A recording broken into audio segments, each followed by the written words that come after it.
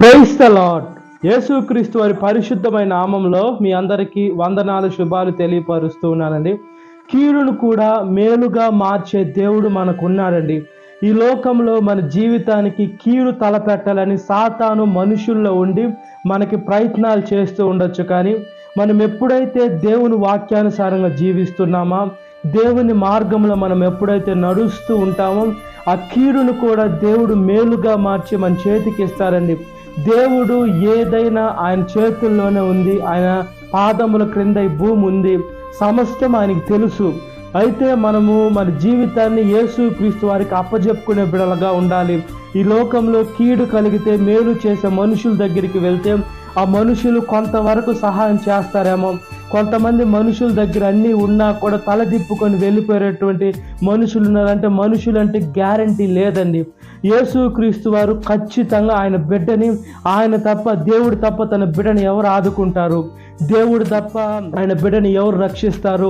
ప్రతి ఒక్క బిడ్డకి, దేవుడిని ఆశ్రయించే ప్రతి ఒక్క బిడ్డ చుట్టూరు ఆయన కాపాడే దూతల నుండి రక్షిస్తూ ఉంటాయి. కాబట్టి ఇంకా క్రైస్తవులైన మనము అనేక ఆపదలు, ఈ లోకంలో కరోనా వచ్చిన, ఈ లోకంలో యాక్సిడెంట్లు కలిగిన, ఈ లోకంలో భూకంపాలు, అనేక మంది అక్కడికి వెళ్ళిపోయి హఠాత్తుగా హార్ట్ అటాక్లు వచ్చి చనిపోయినా మనం ఇంకా సజీవ లెక్కలో ఉన్నామంటే యేసుక్రీస్తు వారి కృప, ఆయన దయ, ఆయన కనికరము, ఆయన మనకు మేలు చేస్తున్నాడు కాబట్టే మనం ఇంకా బ్రతుకుతున్నాం. కాబట్టి కీడును మనం వదిలేసి మేలు కొరకు మనం పరిగెత్తున్నట్లుగా ప్రార్థన.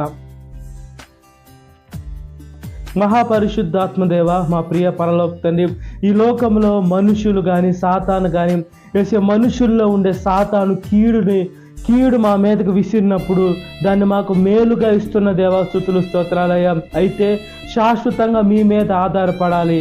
ఈ లోకంలో మనుషుల పైన ఆధారపడ్డా, ఈ లోకంలో పలానా వాటి మీద ఆధారపడ్డా కూడా అది మాకు వ్యర్థమైపోతుందయ్యా. మా జీవితాలు ఒకసారి మీ పాదాల ముందు ఎప్పుడైతే పెట్టుకుంటామో అదేవిధంగా మా పడక ప్రతి ఒక్కటి జ్ఞాపకం చేసుకోమని, మా జీవితాన్ని మీకు సమర్పించుకొని మీ మార్గంలో నడుస్తూ ఉంటే మీరు మమ్మల్ని ఉన్నతంగా సేవలోకి వాడుకోవాలని, మీ పాత్రగా మమ్మల్ని నిలవబెట్టుకోవాలని మీరు మమ్మల్ని ఎంతగానో దగ్గరికి తీసుకోవాలని మీరు ఆశపడుతున్నారయ్యా. మాకు మేలు చేయాలని ఆశపడుతున్నారు. అలా తగిన జీవితాన్ని జీవించినట్లుగా ప్రార్థన చేస్తున్నాం. సాతాను శోధన ప్రతి ఒక్క బిడ్డను విడుదల దయచేయండి.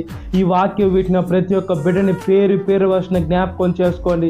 ఈ దినకాలపు దేవునితో నింపమని నజరైన యేసుక్రీస్తు వారి పరిశుద్ధమైన నామములో మిక్కిలి వినయం తలుచున్నాను నా పరలోకపు తండ్రి. Amen. Praise the Lord. God bless you. Have a great day.